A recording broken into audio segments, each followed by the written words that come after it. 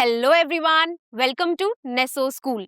हम पढ़ रहे हैं क्लास 10th केमिस्ट्री का second chapter acids, bases and salts, जिसमें पिछले लेक्चर में हमने समझा था इंडिकेटर्स के बारे में जो हमें हेल्प करते हैं आइडेंटिफाई करने में कि कोई भी केमिकल एसिड है, बेस है या फिर न्यूट्रल है। अब चलिए आगे बढ़ते हैं और समझते हैं एसिड्स और बेसिस की केमिकल प्रॉपर्टीज के बारे में।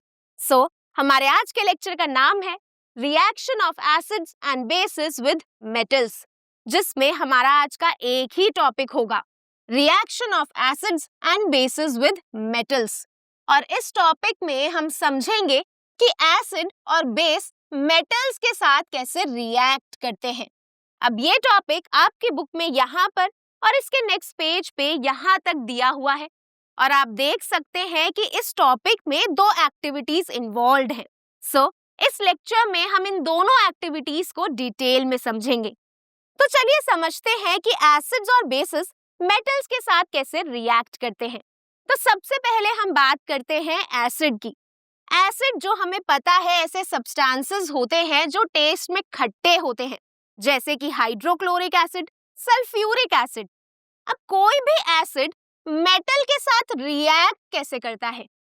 अब जब एसिड मेटल के साथ रिएक्ट करता है तो बनता है सॉल्ट और रिलीज होती है हाइड्रोजन गैस। अब यहाँ पर सॉल्ट का मतलब खाने वाला नमक नहीं है।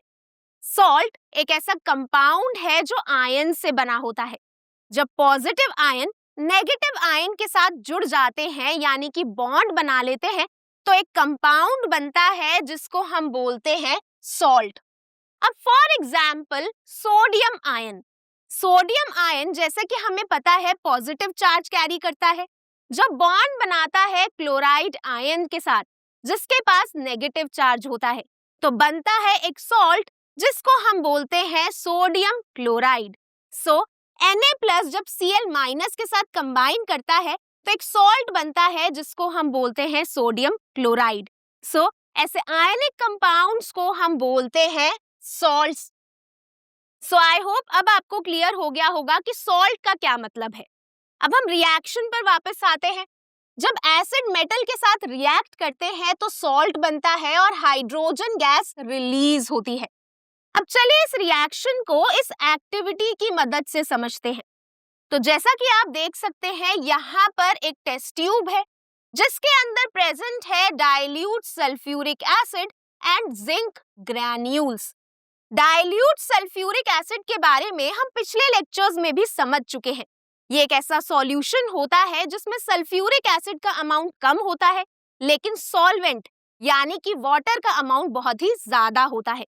जब हम डाइल्यूट सल्फ्यूरिक एसिड में जिंक ग्रैन्यूल्स यानी कि जिंक के टुकड़ों को डिप करते हैं तो हम नोटिस करते हैं कि थोड़ी देर बाद उसमें बबल्स रिलीज होना शुरू हो जाते हैं। अब ये बबल्स किसके हैं? ये बबल्स हैं हाइड्रोजन गैस के। बट अब आप सोच रहे होंगे कि मुझे कैसे पता चला कि यहाँ पर जो एयर बबल्स हैं वो हाइड्रोजन गैस के हैं। अब यहाँ पर हाइड्रोजन गैस की प्रेजेंस को चेक करने के लिए हमने एयर बबल्स को इस डिलीवरी ट्यूब की मदद से पास कराया सोप सॉल्यूशन से। सोप सॉल्यूशन का मतलब है साबुन का पानी। अब जब सोप सॉल्यूशन में से हमने इन एयर बबल्स को पास कराया तो हमने देखा सोप बबल्स बनना शुरू हो गए। अब ये जो सोप बबल्स है इनके अंदर प्रेजेंट है हाइड्रोजन गैस।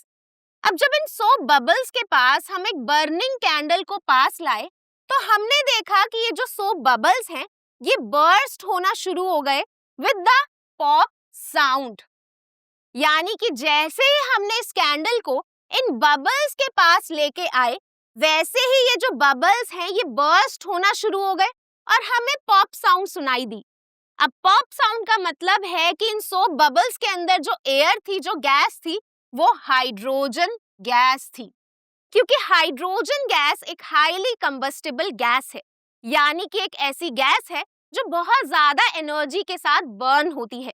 अब जब हाइड्रोजन गैस बर्न होती है तो एक पॉप साउंड आता है जिससे हमें कंफर्म हो जाता है कि यहाँ पे जो बबल्स थे वो हाइड्रोजन गैस के थे। ये जो पॉप साउंड है ये कंफर्मेशन टेस्ट होता है हाइड्रोजन गैस का। सो अभी हमने समझा कि जब जिंक यानी कि Zn सल्फ्यूरिक एसिड के साथ यानी कि H2SO4 के साथ रिएक्ट करता है तो रिलीज होती है हाइड्रोजन गैस और साथ में बनता है एक सॉल्ट जिंक सल्फेट का यानी कि ZnSO4 का। अब आप इस इक्वेशन को ध्यान से देखिए। इस इक्वेशन में पहले सल्फेट आयंस के साथ हाइड्रोजन बॉन्डेड था, लेकिन रिएक्शन के बाद सल्फेट आयंस के साथ बॉन्ड बना लिया जिंक ने। सो क्या ये रिएक्शन एक डिस्प्लेसमेंट रिएक्शन है? हाँ, ये रिएक्शन एक डिस्प्लेसमेंट रिएक्शन है, क्योंकि हमने समझा था कि जब एक ज्यादा रिएक्टिव एलिमेंट अपने से कम रिएक्टिव एलिमेंट को डिस्प्लेस कर देता है तो वो एक डिस्प्लेसमेंट रिएक्शन होता है। आपको याद होगा रिएक्टिविटी सीरीज में हमने देखा था कि जो जिंक है वो हाइड्रोजन से ज्यादा रिएक्टिव है।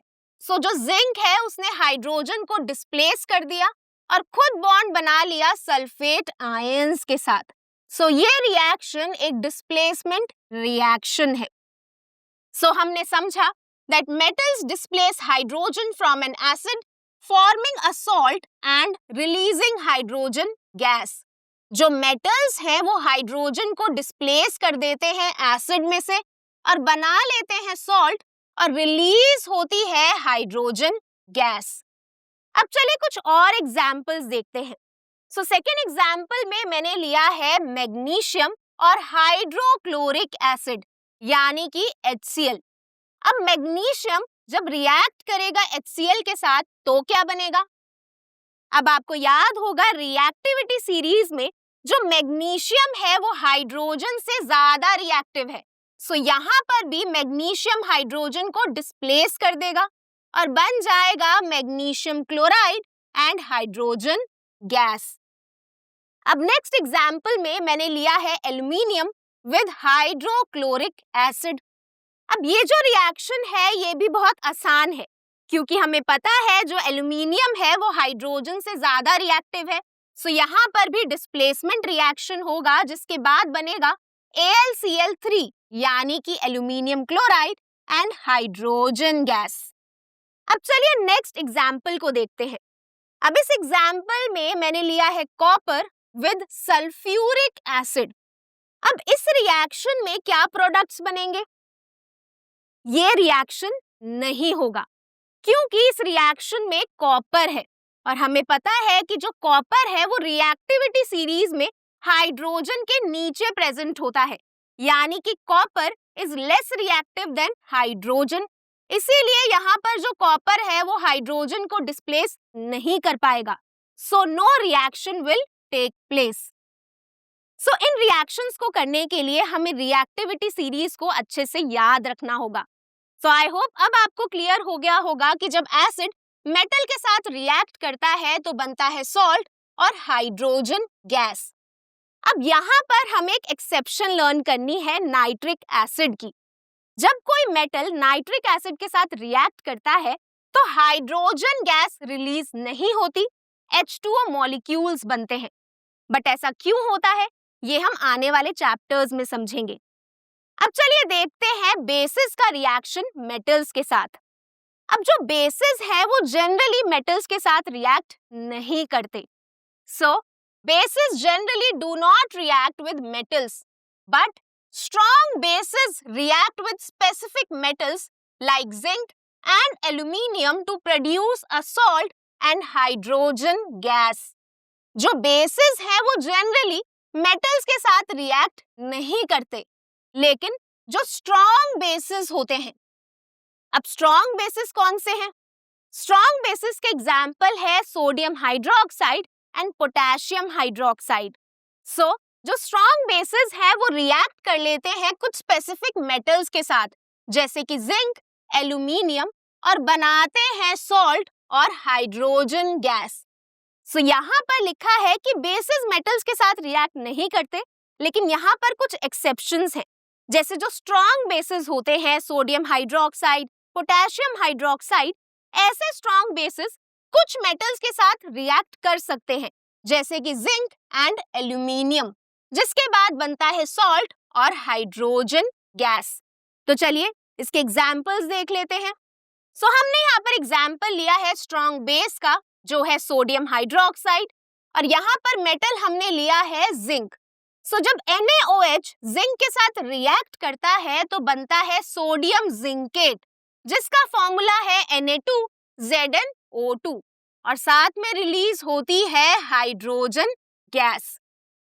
अब नेक्स्ट एग्जाम्पल हमने लिया है सोडियम हाइड्रोक्साइड का एल्यूमिनियम के साथ रिएक्शन का। सो NaOH जब एल्यूमिनियम के साथ यानी कि Al के साथ रिएक्ट करता है वाटर में तो बनता है सोडियम एल्यूमिनेट, जिसका फॉर्मूला है NaAlO2, और साथ में रिलीज होती है hydrogen gas.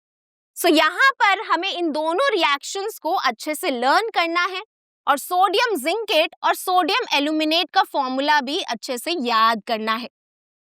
So I hope अब आपको क्लियर हो गया होगा कि बेसिस मेटल्स के साथ किस तरह रिएक्ट करते हैं। तो इसी के साथ हमारा आज का topic reaction of acids and bases with metals complete होता है। सो आज के लेक्चर में हमने समझा कि जो एसिड्स हैं वो मेटल्स के साथ रिएक्ट करके बनाते हैं सॉल्ट और हाइड्रोजन गैस। अब यहाँ पर हमने एक एक्सेप्शन देखी नाइट्रिक एसिड की।